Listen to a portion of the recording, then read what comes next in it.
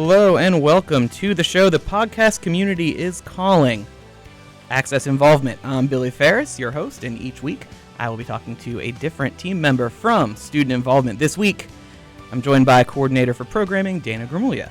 Dana, how's it going?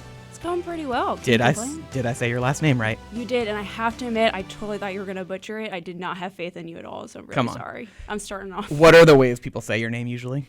Oh, I have a long list. Could write a book at this point in my life. Gramuglia is my favorite, or when they add letters that don't actually exist in the name, like Gramuglia. I don't know. I'm trying to think. There's been some pretty bad ones. I've tried to just block it out, to be honest. Gorgonzola, maybe? I don't know. Yes. That's close. Sure. Okay. It's a type of cheese. It's Italian. It kind of works. It's not really Italian cheese. I just tried to make it work. I wasn't going to question it. Your face said everything. Okay. What the listeners can't see. So they're viewers. Let's give them credit. They're watching. That's true. Hello. It's viewers and listeners. It's a difference. We're going to start with our first segment called Pop Quiz, where we get to know you a little bit better. Okay. So I'm going to ask you 7 questions. Answer them to any level of detail you want. Okay. And here they go. Number 1. If you could live in any fictional world, like the MCU, Potterverse. Do people call it the Potterverse? I don't know. It makes sense to me. It makes sense to me, too. So we'll call the Potterverse here. Producer, judge. Yes. Okay. Thumbs are up. Okay. Perfect. So any of those fictional worlds you could live in, which would it be and why? I'd have to say at this point in my life, I would say Potterverse. Definitely was a fan. In 3rd grade, fun fact, I was a part of the Harry Potter book club. But when I was a little kid, I wanted to be at the Polar Express like 24/7, like in there with Santa. So that's not really like a verse, but, you know, childhood dreams. Okay. I was going to say the Potterverse too, because if I'm going into a fictional world, I want the possibility of some kind of powers. True. That would be a lot of fun. That is true. However, counter you on that. Polar Express. Challenges? I don't think we allowed for challenges. Producer says yes. So in the Polar Express, you get the bell, right, from Santa if you're the chosen one, and then you get to pick whatever you want. So it's kind of like a superpower. That's not a great superpower. Keep that in mind for later. Number 2, if you could have anyone's singing voice, whose would it be? Ooh, I listen to music a lot, so this is really hard. But I would have to say Billie Eilish. I thought you were going to say Billy Ferris for a second, and I thought you've chosen poorly. Nope, Billie sorry. Eilish. Okay, Billie and why? Eilish. So I've been listening to her for a long, long time, and her voice and just style of music has always changed. She always keeps you on your toes, but she can go from gravelly to just like light and airy and passionate within the same album, which is really cool. I can't hear her name without hearing Dwight Schrute from The Office calling her William Eyelash. Now that you said that, I've got that too. All right, number 3. What live event do you most want to see in person? I would have to say College World Series for softball. Okay. Or World Series for baseball. The closest I ever came to it is when I lived in Chicago when the Cubs and Cleveland were playing one another. And that was just wild. After 2020, any is the answer I'm going with. Any live event. That's so fair. I'm good to see. Number 4, mountains or beaches? If I could live where there's both, that'd be great. But I would have to say beaches. I feel like there's not a lot of places with both. There's not. Unless Mountain Cliff Beach, which that's not the easiest transition. Or back to Potterverse, if I could create my own universe within that has both, then great. Okay. He's not buying it. Stretching the rules just like last week. Mornings or nights, afternoons, if anyone remembers from episode 1. Wasn't an option. Fictional places with mountains and beaches. Number 5, if you were in the Olympics, which sport would you compete in? Softball. I actually, for the longest time, when someone asked me what I wanted to be when I grew up, it was an Olympic softball player. Okay. What about you? Oh, definitely bobsled, as anyone who's seen Cool Runnings should be answering right now. Absolutely. I think I would prefer to be like on the Jamaican bobsled team, just because then like you could be like fully in the movie. Absolutely. That was like my go-to. Like if I was sick and home from school, I would watch that movie. That's one of the ones I'd watch. Yeah, Cool Runnings is the best. So good. And bobsled, like you could just hit in like that 2nd or 3rd seat and just kind of chill and win a medal. I know they do things, but like if I'm in the Olympics, I'm probably not like driving the sled. You're not causing it to crash, so that's... No, I would be if I was driving it. Or the brakeman. Yeah, The brakeman with the lucky egg. I assume that's part of being the brakeman from Cool Runnings. Yep. Number 6. This is why I said keep that superpower in mind. What Oh, no. superpower would you choose if you could have one? In the real world. This is not fictional. This is like you wake up tomorrow with a Okay. superpower. And I think I have the definitively right answer to this, but what do So you you're think? setting me up for failure to begin with, is what you're saying. Yes, this is Okay. my show. I always win. Okay. Good to know for the standings. Okay. It's fixed from the beginning. I would have to say I can't even say it. I don't deserve it. Teleportation? Teleportation? Yes. It's my Yes. Midwest accent. It gets in the way of everything. Why teleportation? I think the ease of transport to be able just to like show up in a situation when someone needs you. Am I making that up? That's what that is, right? Yes. You're making it up in that it doesn't exist, but that is like a thing that happens in Okay, movies. great. Yes. I was hoping I wasn't creating another false like reality there. Yes, Nope. that's my answer. Locking it in. Mine, I don't know if mine exists in movies, but mine is anytime I want to go back in time by exactly 60 seconds, I could. No more, no less, only 60 seconds. Anything else would be too much power But why not less? because I'd be scared I'd miss it.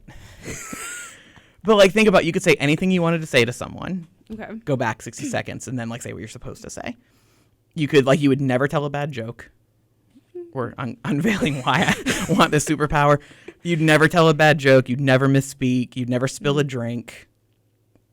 All of like the little inconvenient mistakes in your life would completely disappear. But you would still go through the character building of making those mistakes, but no one else would ever know about them. Oh, okay, because you would retain the memory of all the mistakes. Okay. You'd have to be pretty humble to be able to do that. I mean, I'm like the best at humble, so Okay. like it's like my top quality is how humble. Yeah. So the last question. Yes. We get sidetracked in pop quiz. It's okay. Number 7. If you could meet any historical figure, who would it be and why? I would say Anne Frank. Okay. I think maybe like most folks, they grew up in English classes reading books either that were based off of her life or like transcripts from her experiences. And I think that she, as a young woman, went through a lot. And even though we're able to see through her literary eyes, there's so much more that's just left to be untold. And she didn't get to live much into her life. So I just loved just to chat with her one day. There was a picture I saw, I think it was on Reddit like a week ago, of like Anne Frank with her dad at the beach, like before anything happened. And like, I've Really? never considered anything other than what we know from the Diary of Anne Frank. Right. So it was like weird to see. It was like, Before- oh, there was like a happy time. So that was kind of cool. That is kind of cool. It's very true. I feel like we see her time beginning and ending within those moments and not anywhere Right. before or after. Right. Very cool. It's a good answer. All right. That was Pop Quiz. Thank you. Now we know a little bit more about you. Perfect. And now we get to know even more about you in our next segment. Let's get personal. Oh, great. So this is where we're going to talk about how you got here, basically. We're going to dive into like what you do here later. But this is everything before that. So let's start with the start. Where are you from? I am originally from a small town called Wadsworth, Ohio. Most people give me a really blank stare down here because it's smaller than Auburn, fun fact. But it's up near Cleveland, Akron area of Ohio. So I grew up near Lake Erie, which is pretty cool. Smaller than Auburn. I don't even think that means that much anymore because I like Auburn doesn't feel that small to me anymore. You know, that's very true. That might be like how much of a non-city person I am. But Auburn doesn't feel that small to me anymore. I mean, if it takes you, yeah. Bonus Yeah. trivia that doesn't count. Do you know how many people live in Auburn population? Over 30,000. It's right at about 30. Okay. Yeah. Perfect. If only that was a trivia question, you would have. Dang it. It would have been bonus round. I'd like to write that in. Can we ask the producer? She says Nope. no. She Just says because no. she knows I might beat her. It's fine. Last week's producer would have said yes. He was saying yes to everything. He was saying a little too much, if you ask me. Well, more about that in midterms. So you're from a small town in Ohio. Mm-hmm. What was it like growing up there? Oof. I would think it has a lot more corn and horses and cows than people would probably assume. Just because I think people think Ohio, think north. They maybe just think we're all cities and concrete. I don't know. Maybe I'm just assuming too much. But it was great. It was quiet. I think you really got to rely on your community and your family, which was really important. sometimes I was coach's daughter, and my dad was a teacher and a coach. My mom was also a teacher, so you couldn't get away with anything. Not that I was trying to anyways. I couldn't get away with a lie if I tried to. But it was a lot of fun. A lot of time outside on farms. You could drive right down the road, and you'd be at a friend's horse farm just hanging out for the day. It's just very relaxed and at the basics of life. Did you like ride horses? I have, yeah. Mainly like if a friend was working at a horse stall that day and they were cleaning out and a horse needed to be rode around or what have you. Not like I'm great at it or anything, but you won't catch me like riding a horse at the Derby, but... No, I think those are professionals at the Derby. Maybe I could be semi-pro, I don't know. What is semi-pro horseback riding? I don't know. We're going to make that. I've never gone horseback riding, and that's on my list of like things I want to do. It's great. I would definitely recommend. It looks uncomfortable. Yeah. But your hamstrings definitely can't be tight, so like work on that before you... I don't know what you're implying. I'm speaking for myself. But so, I mean, yeah, so horseback riding, small town growing up. When you were looking to go to college, were you, before we get to where you go, were you thinking like, I want to go somewhere bigger or somewhere like this? Like, did that play a factor in your college decision? It did. Big factor. I think my college search was in two different waves. So the first wave was when I still thought I was going to be playing softball and was kind of like in the recruitment process. So when I phased out of that and started searching more towards schools that had great communication programs, it kind of shifted more so from large schools that were farther away to closer regional type schools that had a great comm program. But I knew I didn't want to stay in Ohio, so that is kind of what helped inform that shift. What position did you play in softball? So I was kind of a utility player, if you will, but my main positions that I played was outfield, mainly left and center, and then I played a little bit of catcher growing up.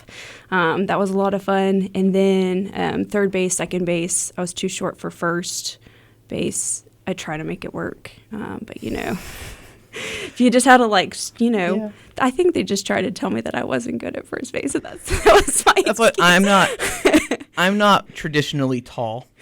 But I played first base some. I was mostly a catcher, but I played first base. I feel like it's easier to like pick the balls in the ground if you're lower to the ground, I guess. I don't know. You're not wrong. I think you're right there. We'll give you a win. Okay. So where did you go to college? Back on that track. Oh, yeah. Sorry, I took us off there for a minute. Bellarmine University. It is a small Jesuit institution in Louisville, Kentucky, hence the Derby reference. Okay. Yeah. So it was right down the street. Where you didn't learn that the jockeys are professionals. I did learn, which is why I want to create a semi-pro route for some people, because, that could be fun. Horseback riding team. Okay. Anyway, Bellarmine University. Yes, Bellarmine University.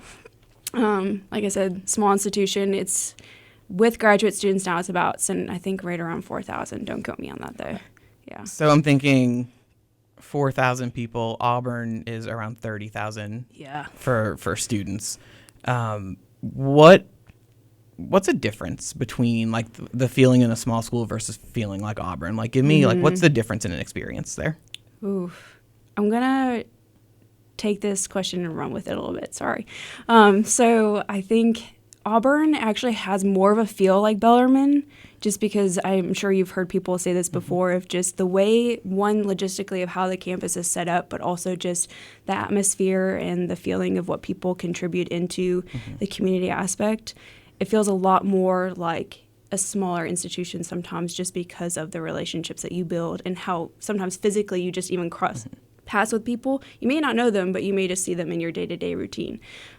So that's kind of, I feel like, how it relates to Bellarmine. But I've been a grad at an institution that's about the same size as Auburn, and it didn't have that feeling. And so I think going from Bellarmine to there to here, it was a little bit of a reverse shock, if that makes sense. Okay.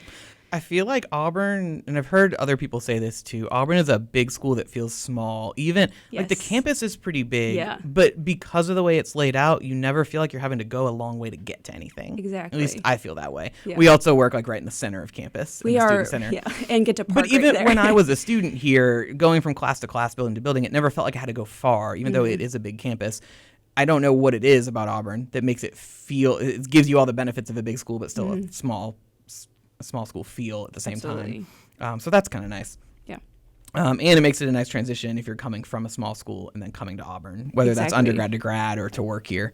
That makes it a nice transition. Absolutely. I think if I had made the decision, I wasn't looking at Auburn, but if I had been and I made the decision to come to here, I would have had that similar feeling, I think. Were you involved when you were in college? Were you like an involved person, or were you like go to class, go home? I was that involved person. Okay. What is that involved person? I don't know. I think the person that walks around their first year at the involvement browse, if you will, the equivalent of what we have here, or O days or O week, and just decides to sign up for literally everything, and then has that phone call with mom. And it's like, you should probably scale back your life a little bit. Maybe pick some priorities, make a list. But I'm glad that she said something like that, though, because it made me kind of look at where my priorities were, where my passions lied, and kind of figure out the main organizations that I wanted to be involved in. So throughout undergrad, I was involved in Best Buddies, which I loved. That was a great organization to be a part of. It's a big organization within Kentucky as well, and beyond that, obviously. But also Student Government Association. My senior year, the equivalent of UPC, was actually the president my senior year, which was a lot of fun. But UPC, for those unfamiliar, University Program Council, they're the ones putting on all the events you see around campus. Yes, thank you, Billy. Appreciate you. I'm trying to think of what else. That took up a lot of time, honestly. But towards the end, those were the three main ones that I was involved with. You said you maybe scale back a little bit. I found that's a conversation I've had with many students here. Of they're involved in so many things, and they have 3 part-time jobs, and they're involved in 6 organizations. And you can see it's you have so much potential, and you're so good at what you do, but no one's getting your best. Yes. So figuring out how to funnel that down a little bit and find your specialty without sacrificing too much is a challenge, I think, for a lot of people. That balance is so hard. And that makes me think of a Ron Swanson quote. I won't say it on here, but well, if you're gonna set it up.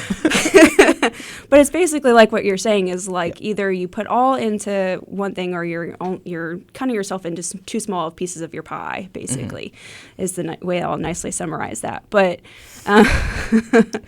for those of you who know, you know. But I think with that, though, because I was that student that was also working part-time, doing an internship, making ends meet, that kind of thing, which is why I think I'm able to kind of recognize that sometimes in the students that I work with and how to help them work through that. If you knew then what you know now, what advice would you give yourself at the beginning of college? Other than, if you got over-involved, because we already talked about that. Yeah. It's something else. I would have made a point to go to more things that the city offered, if that makes sense. The city of Louisville is such a vibrant place, and my internship my senior year allowed me to be immersed in that a little bit more because I worked with the Young Professionals Association. So it was a lot of fun, and I think I started to see all the different hidden gems amongst the city. And so sometimes it takes a little extra groundwork to figure out what's going on campus and near campus. That's just fun and exciting and different. But that would be my main thing, is just don't get stuck in a rut. Try and switch it up a little bit and see what's out there. All right. So you graduate, and where do you go? Ooh, so this was a really hard decision. A lot of my friends still are to this day in that region and area from college, but I made the choice to go to graduate school at Loyola University Chicago. So went back up to the north where it's very cold. I can still feel the freezer burn on me some days. But that was the route that I decided to go. Again, that education program had a lot of just things around the curriculum focused on social justice and diversity and equity and inclusion, and a lot of just the curriculum within the College of Education as a whole was really big to me, and just how you could kind of pick your path there. So that's the route that I decided to go after I graduated. After you graduated? Yeah. What's something away from work you like to spend time doing? Working out is great. Whether or not I stay consistent this time. Usually people don't answer with, that's what I like to do. Usually that's what I have to do, not what you like to do. I think it makes me it just gives me more energy, and I think I'm able to think more clearly, and just I like feeling healthy. It's not necessarily of something like I want to make it feel like a chore, but if it's a type of routine that I really enjoy, I go for it. But other things, going back to what my advice to myself now is just really following other Instagram accounts, like whether it's the tourism or what have you around here, or just finding things that are regionally around, is just taking those quick trips with a friend and going or hiking or what have you. So enjoying the outdoors as well as something. All right. So again, we're going to talk about your role here, what you do, and all your like in Auburn stuff in a little while. But we're going to take a break from the questions and ask different questions. Great. We are going to get into midterms. This is where I ask you 10 trivia questions I've designed especially for you. Oh, no. And we're going to keep track of the standings. And then someone in the office is going to be able to claim top trivia champion. Had no one gotten a single question right, I would have then been able to stake claim to being the trivia champion. Our first guest, Amy Shugart, ruined that dream in 1 week by getting 5 right. However, we have our first controversy of the podcast. Oh, no. There may have been some outside help from a producer who's no longer in the room. We have a different producer this week. There may have been a little outside help to one of the questions. So it's 5 right now. I filed some review paperwork with the board, with the midterm board, the show's provost, I guess.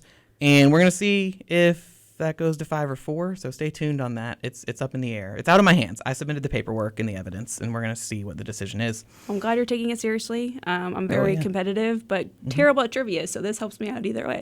So again, now I made these hard. So don't feel bad if you don't get a lot right, or do. I don't want to tell you how to feel, but you shouldn't feel bad if you don't get a lot right. Good to know. But I have designed these to be at least relevant to you and your interests. So it's number worse one, if I get it wrong. yes. Okay, great. Number 1, and I'm going to ask our producer to keep track of the score. Okay. No controversies this time, I hope.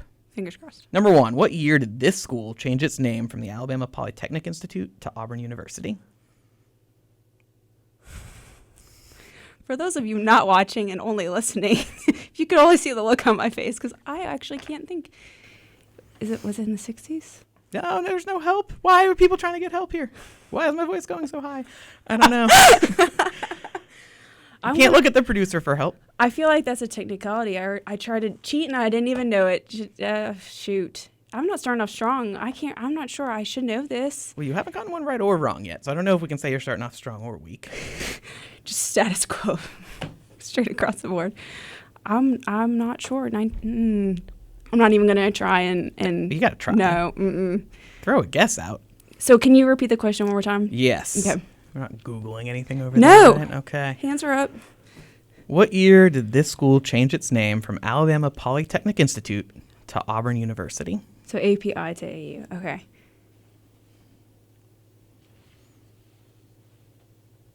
It's even on the sweatshirt in the bookstore, I think. Dang it. Oh, paranoid. I'm like, is there any mouthing going on over Is it like 1945? Is that your guess? Sure.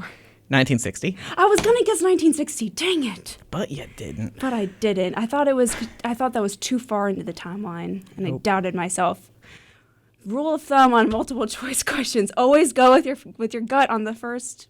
Or like this one, a non-multiple choice question. Just trying to. Either way. Either way. Number 2. Oh gosh. You are from Cleveland. That is a fact. In my very limited research about Cleveland yesterday, they seem to brag a lot about being a city of firsts. We do that. Yeah. We have to hold on to what we can, and it's not a lot. So. Seems like you almost quoted Bon Jovi. We got to hold on to what we got. Well, it is the City of Rock and Roll Hall of Fame. That would have been a significantly worse song. Got to hold on to what we got. It's not a lot. That would not have been a bestseller. Anyway, Cleveland seems to boast about being a city of firsts. Correct. About a lot of things. Which of these things was not something that happened first in Cleveland? The first city to have electrified public spaces, the first indoor shopping mall, the first self-serve gas station, the first automobile sale in the country. I know. 3 of those 4 did happen first in Cleveland. Well, I know Ford was big because my grandpa was a big part of the Ford industry there. Growing up. Can you repeat the second answer? I'll repeat all of them. Okay, perfect. Electrified public spaces, indoor shopping mall, self-serve gas station, automobile sale. When Play along at home. when you said electrified places, do you mean by like energy of like electricity or like vibrant? Electricity. Okay. This is not a judgment call here. I would have to say A then. Nope, it is the self-serve gas station. What? Cleveland was the first electrified, which sounds a lot cooler than it is. It means they had like light bulbs on the electric grid. Are we sure? Oh yeah, that was like on like front and center on their website. Oh gosh. Yeah, they were real proud of that one. Self-serve gas station was the one I just made up. I don't know where the first one of those is. That'd be interesting to find out. So, okay, number 3. I'm doing terribly. You've watched, there's only been 2 questions. You've watched some Marvel stuff. So, Yes. WandaVision, Falcon, and Winter Soldier. I find it egregious that you have not watched all of Agents of S.H.I.E.L.D., the best show that Marvel has put out. I've tried. So, my question for you is, what does S.H.I.E.L.D. stand for? This is so unfair because it's such a long acronym. I'll give you a hint. Okay, great. The first word starts with S. Thank you. It's a good hint. It's a great hint. Sarcasm isn't light in the studio today, folks. While you're thinking, our producer did some research. The first self-serve gas station in Los Angeles. Oh, interesting. I was scared when she showed me her phone. It was going to say Cleveland. And I was like, oh, no. That would have been great. That would have been great. We would have had a controversy on my part. So what does S.H.I.E.L.D. stand for? Okay. Security. High intelligence. I'm going to go with no. It is the Strategic Homeland Intervention Enforcement and Logistics Division. I feel like this was a reinforcement to the fact that I need to watch this show. I'm just saying, if you like the other Marvel stuff, it's the best thing they've made. I feel like I was set up to fail on purpose for this question, and I'm now 0 for 3. 0 for 3. Any baseball or softball fans out there know I'm doing terribly. I mean, You know. I made them hard. You are of Italian descent, you said. That is correct. What is the national animal of Italy? I'm questioning everything about my... The national animal? Mm-hmm.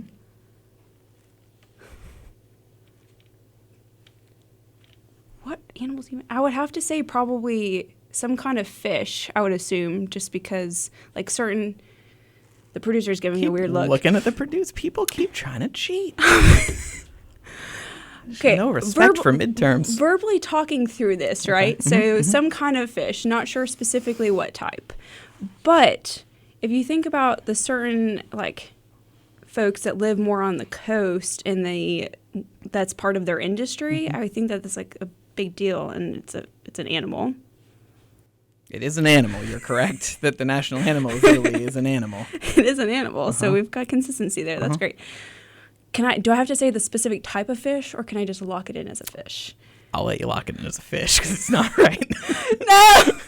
Dang it. It's the wolf. Do you know why? Nope. Producer, can you look that up for us? I mean, same thing as why last episode, why is the unicorn Scotland's national animal? I would like to know. It's not because they're native to Scotland. We did find that out last week. I would like to challenge this answer. Not just because I'm a difficult individual. Challenge has been denied. I'm sorry. Well, I'm just going to keep rolling with it. So if you think about it, wait. Okay, she's got an answer. The twin brothers who founded the city of Rome were raised by a she-wolf who cared for and protected them from wild animals. I feel like that's not true. It's Greek mythology. That's fair. That's valid. I guess you can lock that answer in. Yeah. Yeah. There's a reason. Yeah. Yeah. Dang. Oh, Do you for do this? four Do now. you do this at trivia nights too? Do you like stand up and challenge the trivia host if you don't like the answer? Is that? Amongst my table, but usually my friends tell me that it's not an acceptable behavior within open settings, so I choose not to do that. You should follow that guy. Number 5. Another multiple choice for you. How many total buildings are a part of Auburn's campus? 213. Oh, he's going to give me options. Okay. 346, 427, 503. This isn't just academic buildings, correct? We're talking Total about buildings that are a part of the Auburn University campus. Okay. 213, 346, 427, 503. I feel like 213. 427. It's a lot of buildings. That is a lot of buildings. That's what I say. It's amazing that it has a small school feel sometimes for the amount of buildings we have. That's just amazing. It's a lot of buildings. Wow. Yeah. Whew. All right. You are a Cleveland Browns fan. Yes, which makes sense as to why I'm now 0 for 7. Yeah. Because we know how to set You're a 0 winless season. You're 0 for 5, so don't foreshadow. I'm just setting up for So, future. Bill Belichick is the second winningest coach of all time with 311 career victories. It's nice for him. How many of those wins came as coach of the Browns? Part of me just wants to be really smart and just say 0 because I really just don't like him that much. I only said that for your benefit. That is hurtful. It is more than 0. I will give you that hint. And it's less than 311.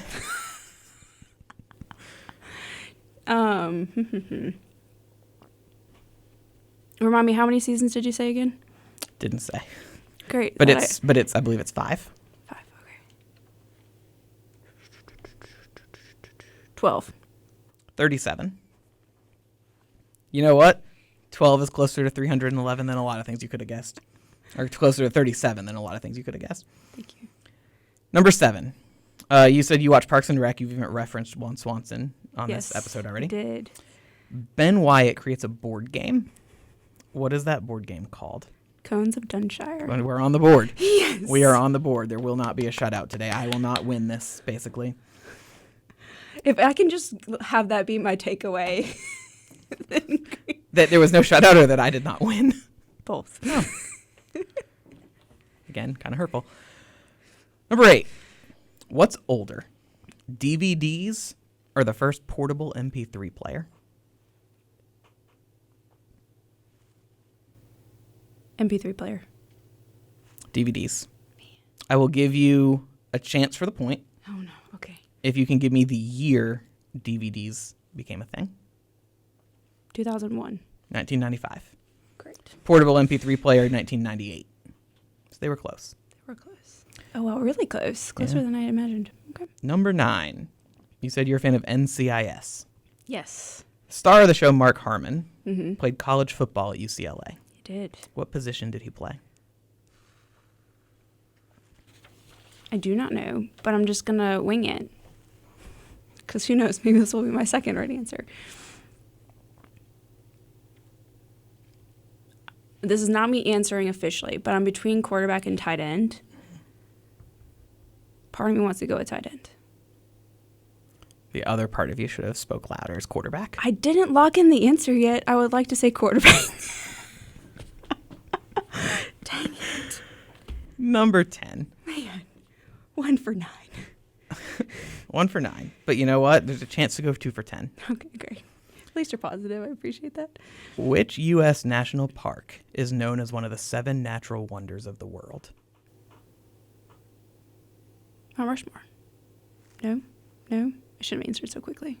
I don't think anyone says Mount Rushmore is a natural wonder of the world. Oh, you said, I think you we said acknowledge natural wonder of the natural. world. Well, okay, we'll give you another chance to answer. If you didn't understand the question, Okay. I'll give you another chance to I answer. did. I just want to make sure you know that people carved Mount Rushmore, and it's not naturally occurring. Okay. So I would like Although to, that'd be a heck of a trick by nature. right? A lot of wind, water, air, just working some Lightning. magic. Yeah.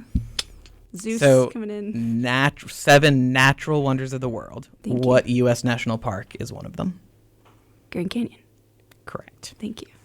2 out of 10. Great. I could see another controversy coming, but You know what? We don't have to follow the gut on that. It's fine. we'll see how it goes. Okay. All right, we're gonna move in. We're gonna move out of midterms. 2 out of 10. That puts you in a second place position Great. through 2 episodes. And we're gonna move into Let's Get Professional, where we talk about what you do for a living. I think you'll find these questions significantly easier than the trivia I questions. hope so, since I do it every day. You would hope. One would hope. So, as the coordinator for programming, you work Yes. primarily with the University Program Council. Correct. Talk about what UPC does. What is like the elevator pitch of here is UPC? All right, so if I was talking to you at a Camp War Eagle session and you were coming by our table, this is what I would say, or what our students would say, I guess more importantly, is that it's programming for students by students. It's completely free. It's to help engage students, to kind of help them get out of their comfort zone a little bit, meet a new friend. We've seen that happen a lot lately, which is really exciting when you come alone and leave with a group of friends, or just build atmospheres with one another. We've even been cited in the Plainsman as a great date spot, so that's fun. Had to plug that. The Plainsman always tries to help. You know, we really appreciate it. But at the end of the day, it's really about just providing a space for students to go and just enjoy themselves. Okay. So you said for students by students. Correct. Which I think that's something in student involvement we try. It's always student-led, student initiatives that we try to put into action. So speak to like what is then your role? We say coordinator. We also say advisor a lot because I think that's easier to understand what we do if we say advisor for people. So what is the role of the advisor then? Because it's for students by students. So what role do you play? That's true. I feel like coordinator is more of like the HR term, right? And then advisor is more of like the natural. What we do. Yes. Yeah. Professional advice giver is what I typically tell people. Should put that on your business card. Yes, I should. I would say a lot of it depends on the year, the student, what just the world is facing at that point in time, and what that means individually for themselves as well, whether it is something that the individual is going through that's impacting their work or we need to be mindful of. So an answer to that is you just really need to make sure to be personable, be willing to meet with students, talk through with things.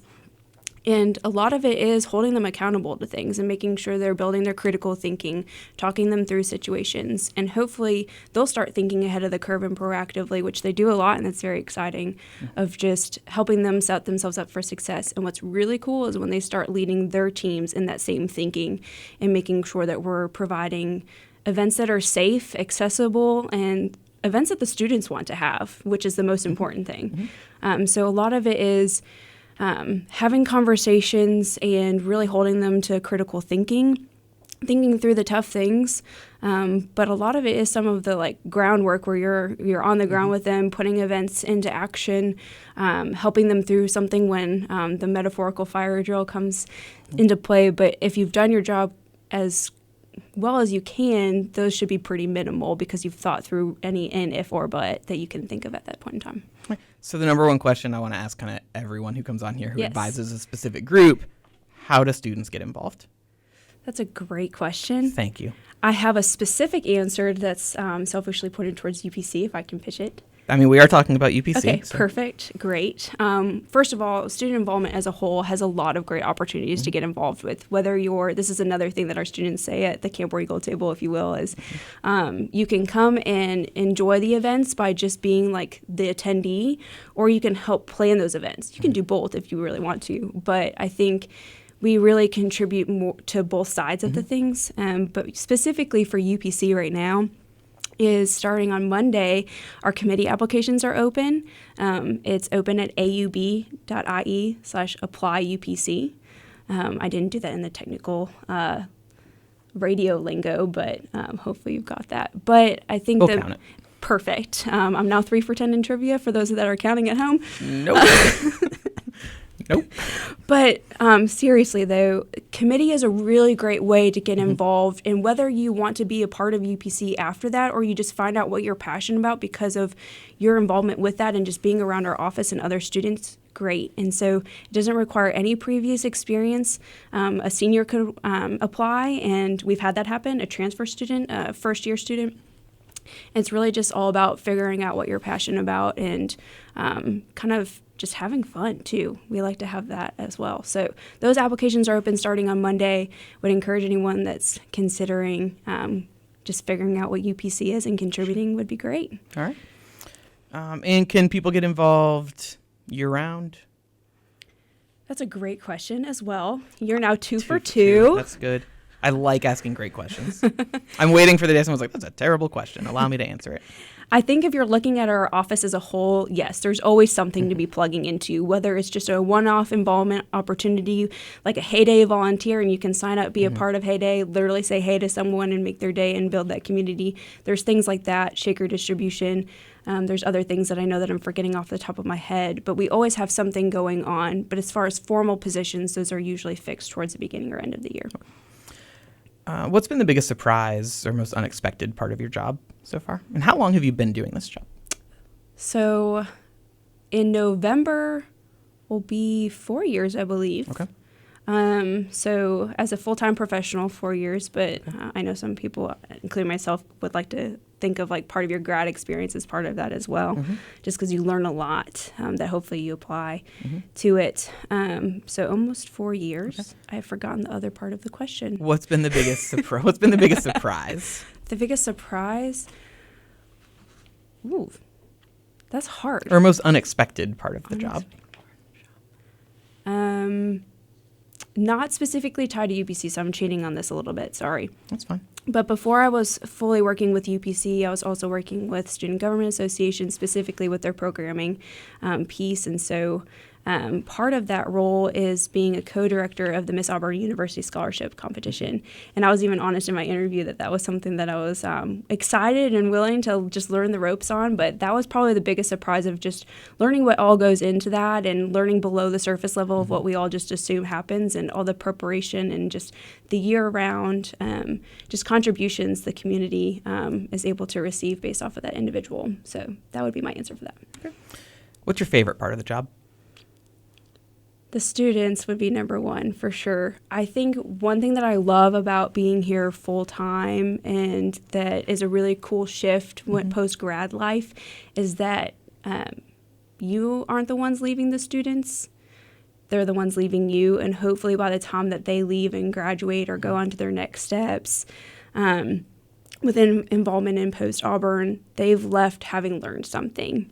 And if you're doing your job correctly, you have had a part in that. And so I think that would be my favorite part of it. That's what I tell, because I think the students is probably going to be the answer from everyone. But like specifically about the students, I tell them, if I'm doing my job right, by the time you're graduating, you really shouldn't need me that much. 100%. And sometimes I think like they feel bad if they don't need you. Yeah. And it's like, no, that's a good thing. That's a good thing. Yes. Because if you're still needing me as much as you did when you were a freshman, you were a senior, I'm probably not doing my job very well. Right. But like nothing is better than seeing someone come in as a freshman not knowing anything about what they're doing and then leave like fully competent, ready to go into the workforce. Like that's the best part of the job, I think.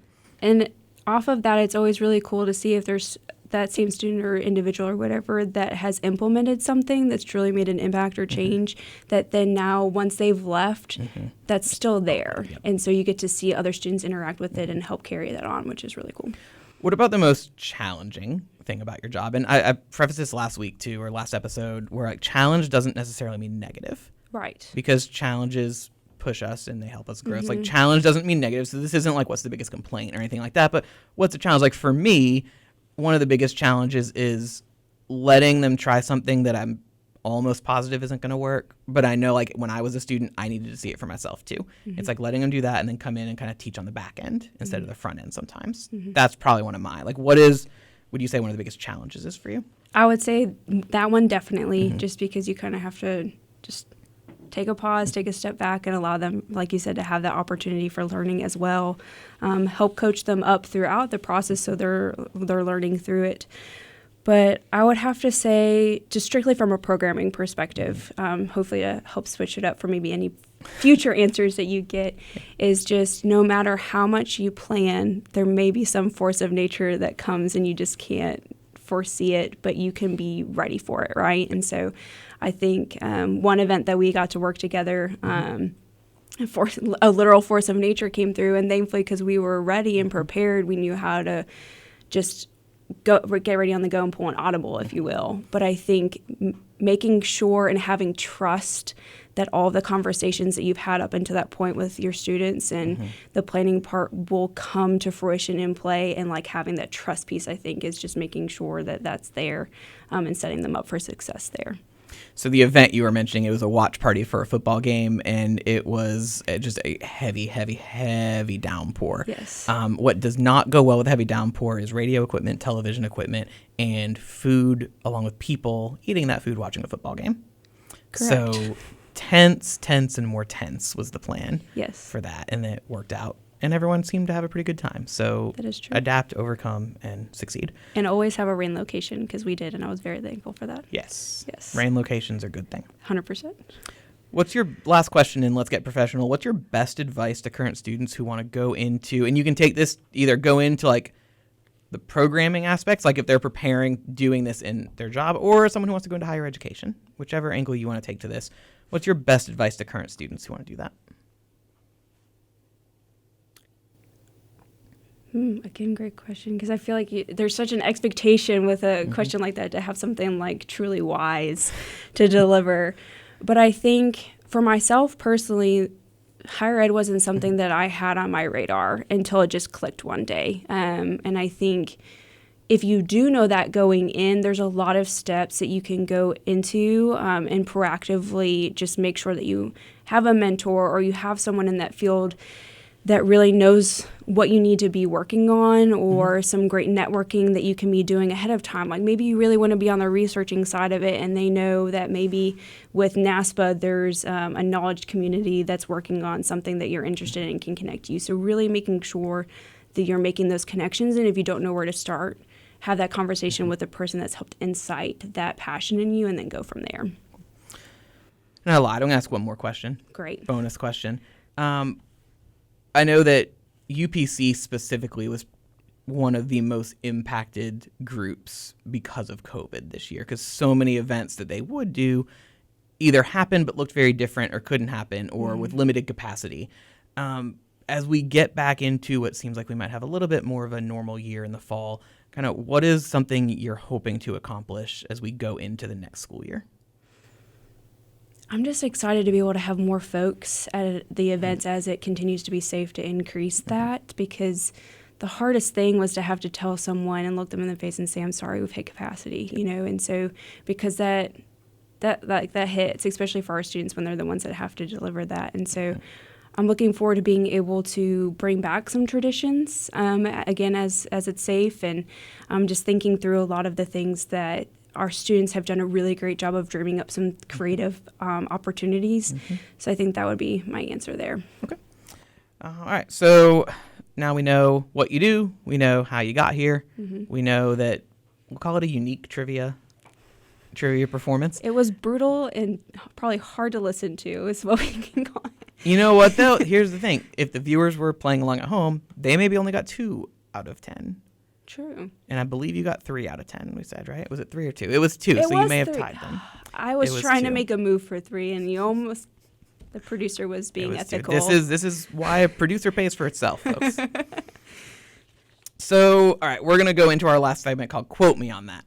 Okay. We're each going to give one of our favorite quotes. It can be funny, meaningful, thought-provoking, all of the above, Perfect. Although that one would be hard. I'll go first, so you have a little bit of time to figure out exactly what you want to say. Okay. But one of my favorite is, the pessimist sees difficulty in every opportunity. The optimist sees the opportunity in every difficulty. You can quote me on that. The reason I like that one is because I think one thing I talk to my students about a lot is you can't choose the circumstances, but you can choose how you react to the circumstances. So you can see everything as a negative, or you can see everything as an opportunity to grow and get better. And I think if you reshape negatives as opportunities, and okay, how can we get better? I think it changes your mindset and makes them it's not the end of the world. It's just a setback that we're going to figure out how to get better at. So I like that quote tells people basically like, wake up and choose positivity. Wake up and choose your attitude every day. And that's what I like about that one. I love that. I feel like I just... off of your quote real quick, and also I'm stalling so I can think of one, but I think that really speaks to the just true spirit of what we do as advisors, and so I really appreciate that quote of how it like ties into education and our role here. So I don't know if y'all picked up on this or not, but I did play sports growing up, and so part of my dad being a coach growing up, he also got to be my coach, which was a lot of fun. But we're also we're the same person, really, and so sometimes we butt heads. But when I took a step back and decided to learn from that and what he was trying to teach me, we got better. But one of the quotes that he shared with me a long time ago is something that I think relates to sports, but you can also translate it to life too. So it's, the greatest motivator in the world is your butt on the bench. Your butt meets the bench. Your bench retains the butt. Butt transmissions the signal to the body, and body gets off of the bench and then plays better And that's a heck of a sequence as far as life goes. And so it's basically, I personally really like it because it just talks about how, I could think even a little bit similar to yours, is just you have the opportunity to control your attitude about your circumstance. How you go about it and how you have to go about it is different for everyone in your walks of life and what you're facing at that time. But I think there's always the opportunity to learn from that and keep going. Right. And we can quote you on that. Yes. There we go. All right, Dana, thanks for joining us today. I'm sure our viewers enjoyed getting to know about you, about UPC, ways they can get involved, and all that good stuff. Until next time, I'm Billy Ferris, and this has been Access Involvement, where discovering your path is as easy as winning a doubles match with Serena Williams as your partner.